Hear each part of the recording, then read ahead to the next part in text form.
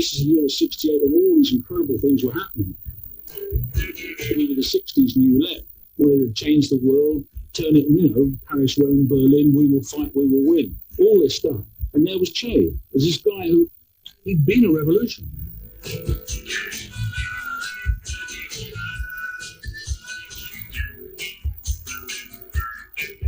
The Cuban Revolution was the first time, I think, that people had risen up and thrown off the yoke of American imperialism, and everybody looked on that as being a wonderful thing. I mean, it was a tremendous inspiration.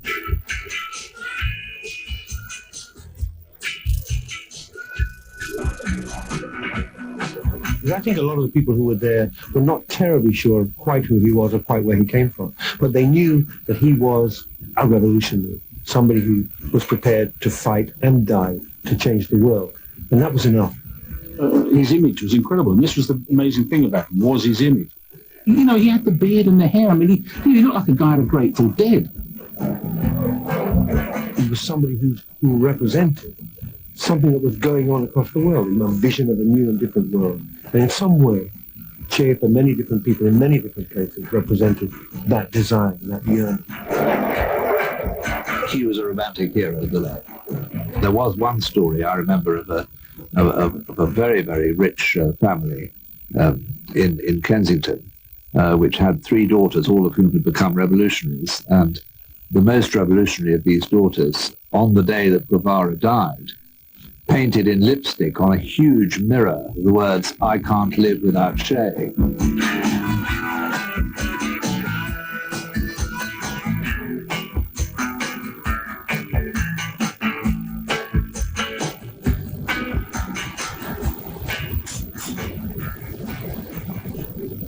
Havana, Cuba, 1957, the Las Vegas of the Caribbean. For the elite, life under the Batista regime was good. But the high life for a few had come at the expense of misery for many. The Batista regime was brutal, cruel, fantastically corrupt. I mean, something like 50% of the gross domestic product went in one form or another of graft payment, to give you an idea of how corrupt the state was. It had also been the vehicle of United States companies which controlled and were strangling Cuban economic life.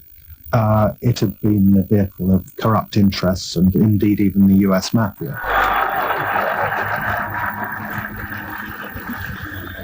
When Castro, Guevara and the Revolutionary Army marched into Havana in January '59, ordinary Cubans rejoiced. The years of repression and exploitation were over. It was a carnival-like atmosphere, partly because it was the first time that a Latin American country, under the eyes of Uncle Sam, was striking out on its own course. There was a ready-made revolutionary mythology. Castro, Guevara, and their small band of unshaven guerrillas had come down from the mountains to liberate Cuba. Ya llegaron de la tierra, porque los mandó Fidel, libertaron nuestra tierra y nos dieron la paz al volver. Por las calles aclamamos su ideal, supe que más pudo. Todos gritan, han triunfado, que viva Fidel, vivan los barbudos. Que viva Fidel, vivan los barbudos, viva Cuba libre, viva el 26. Many of the first measures of the revolution were immensely popular. A campaign against illiteracy, a campaign to spread health so that it was freely available to every citizen, a whole raft of social measures that were very popular. And I think this was in the air even in the early days, and it was very infectious. But amid the euphoria, the new president had some scores to settle. He chose his closest ally to take care of them. Guevara was appointed commander-in-chief here at La Cabaña, a military court overlooking Havana. His job was to hand out revolutionary justice. In Havana, foreign pressmen heard rebel leader Fidel Castro defend the summary courts-martial of members of the deposed Batista regime. He said 400 would face firing squads. Relatives of 700 awaiting trial, wait in long queues, each prisoner wondering every hour whether he will escape the revolution quick justice.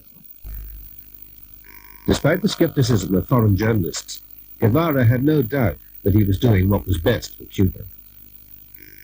Violence is not the monopoly of the exploiters, and as such the exploited can use it too, and what is more, ought to use it when the moment arrives. In this courtroom during the early months of 1959, Guevara presided over a series of military tribunals. Within the space of a few months, hundreds were condemned to their deaths.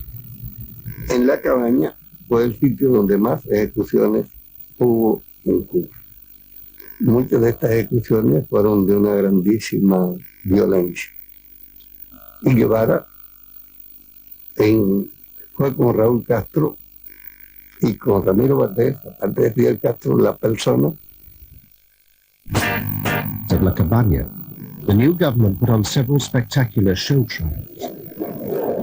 In the Sport Palace, 17,000 people in carnival atmosphere watched the revolutionary tribunal of 3 men conducting Havana's first war crimes hearing. Major Sosa Blanco, 51, was accused of murder, torture, robbery. Among numerous witnesses against Blanco was a 12-year-old boy, Angelio Estrada. Above the shrieks of the gallery, the loudspeakers carried the testimony. Even before it was fully heard, the crowd shouted, "Killing!" This was justice in Cuba, revolution style. Apparently, Blanco remained calm as the youngster pointed a finger at him and cried, "He killed my father." It's almost needless to say the prisoner was found guilty and sentenced to death. He saw it as a necessity, a necessary first step in the creation of a new state, to clear out the old. Now, I know it's open to lots of issues and debates and questions, but what he said, for example, in one speech was, we cannot show any mercy to those who were responsible for the oppressive character of the Batista regime. So I think he saw it as a necessary cleansing. This process of political cleansing led to 400 deaths at La Cabaña alone. Within the country as a whole, the numbers were far greater.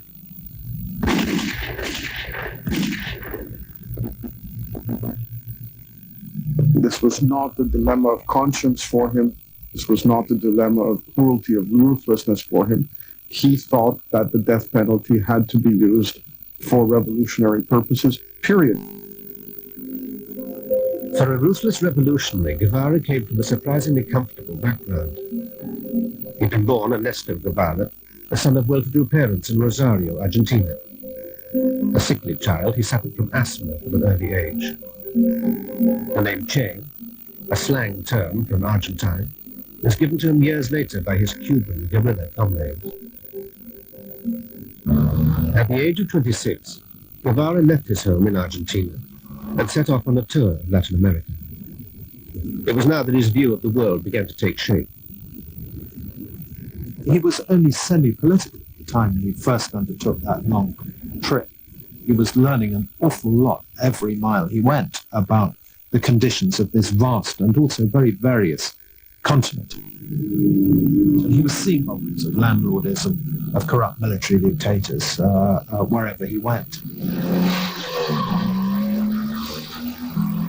Eventually, in 1954, Guevara arrived in Guatemala in the midst of an American-backed overthrow of a democratic government.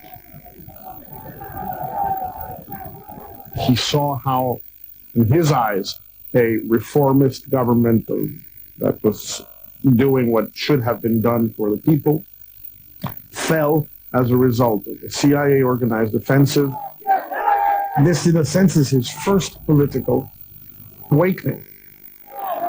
Guevara had the impression by that stage that the United States was an enemy, the main enemy, one of the main enemies of the cause in Latin America and of the possibilities of changing things for people. Now, at the beginning of the 60s, Guevara had found the cause.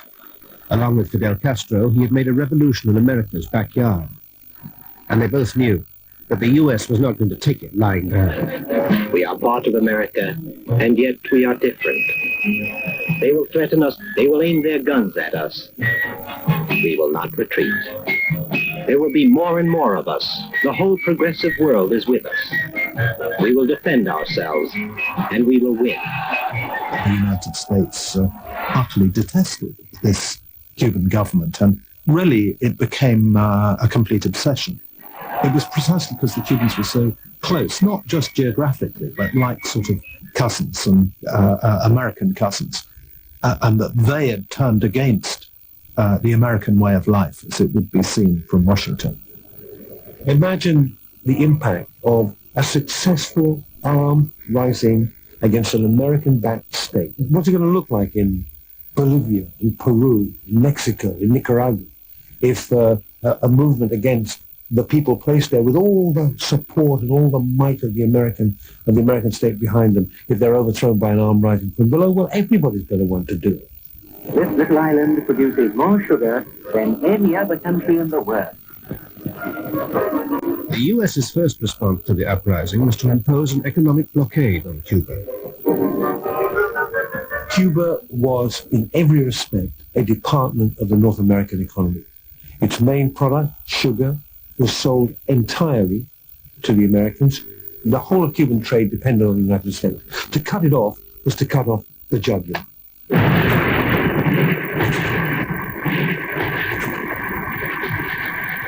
But trade sanctions were just the beginning. Within months, Cuba was under attack. The Bay of Pigs invasion force was manned by anti-Castro Cubans from Florida.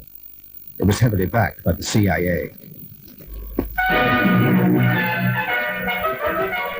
Cuban revolutionary troops such as these have invaded Castro's leftist island fortress. Fidel's grip is threatened as word of some defections comes out. But the fiery bearded Castro is hardly short on words as he attacks what he calls United States imperialism. Castro mobilized his forces against the insurgents. Within days, the invasion force was defeated. Guevara rejoiced in the American defeat. For him, it was a blow against the evil empire.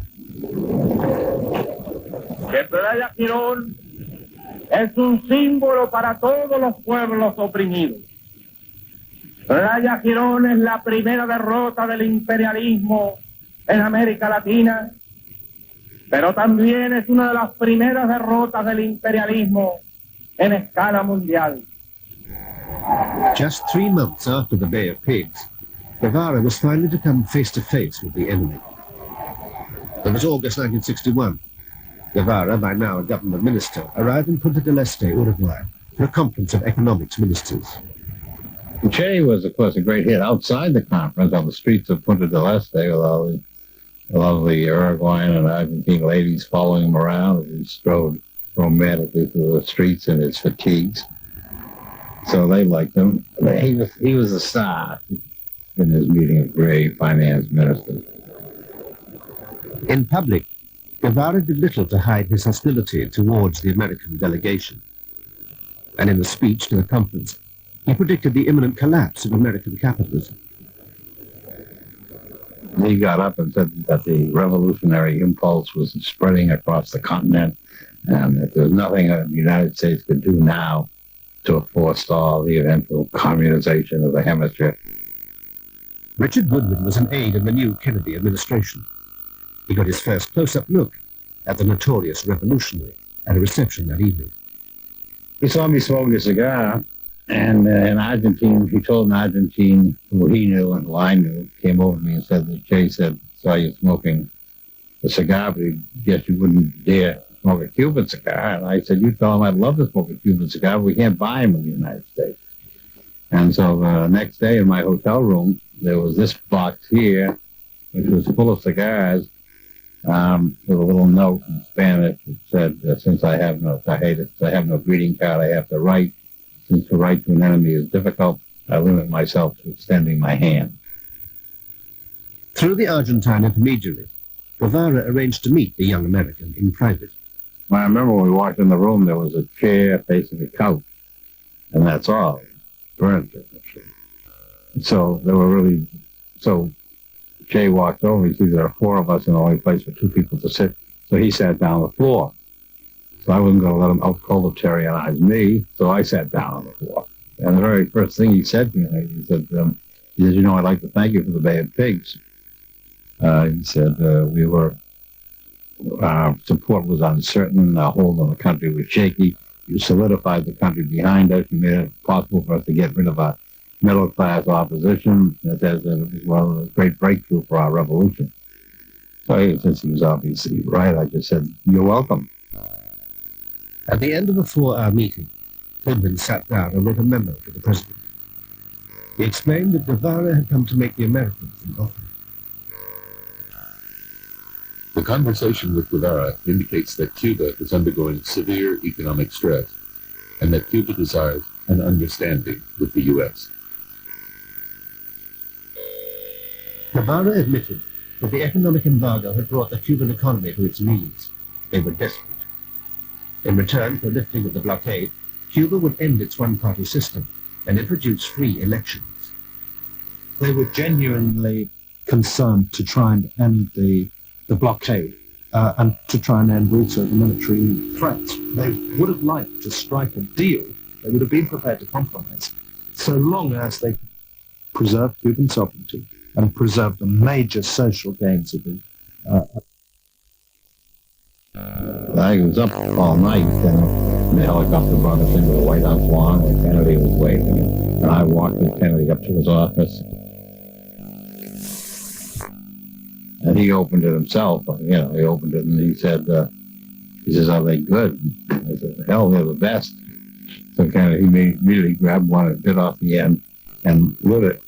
And he took about 2 or 3 puffs and turned around to me and said, hell, you should have smoked the first one. So I said, too late now, Mr. President.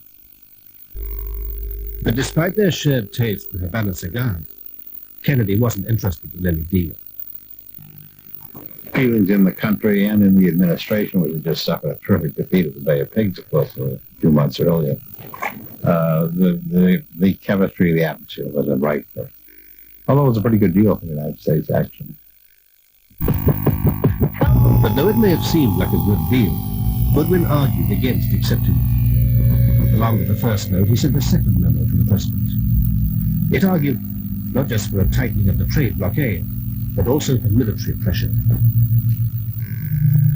It's quite a bold document. It says, well, we can tell them that we're prepared to negotiate, and that'll give us some cover to carry on preparing our military and political and economic assaults. Why not? Following their rejection of Guevara's peace offer, the United States began to tighten the screws on Cuba. Naval maneuvers were stepped up. Troops poured into American military bases in the region. Cuba was under siege. Castro turned to the Soviet Union for help. Khrushchev gave the go-ahead to build nuclear bases on Cuba, just 150 miles from the American coast. The tiny island had become the focus of a major superpower confrontation.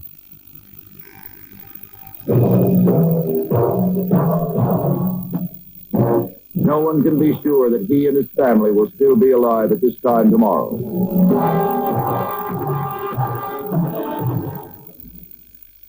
October 1962. After 4 days on the nuclear precipice, Khrushchev backed down. But had the Americans been prepared to listen to Guevara's peace offer made a year earlier, the crisis might have been avoided.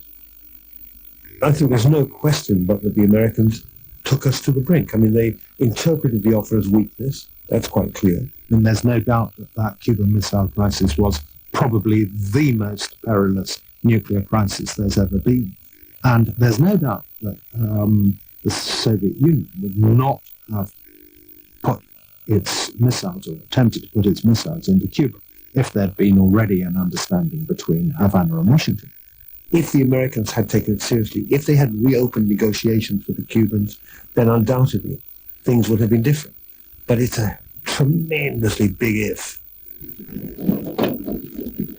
At the height of the crisis, Castro had declared that all Cubans were ready to die in defense of their island. But at the last moment, the Soviet Union showed that it was not prepared to go to war with Cuba. Castro says, we will die on our feet rather than live on our knees. We will not yield to American threat, we will defend our island to the last person. And Khrushchev says, well, you might, but we're taking the missiles away, and they removed them. Guevara was astonished by what he saw as Moscow's cowardice. In a secret meeting with Soviet officials, he gave vent to his bitterness. It's as if you recognize the right of the USA to violate international law. You offended our feelings by not consulting us. But the main danger is the weakness of Soviet policy.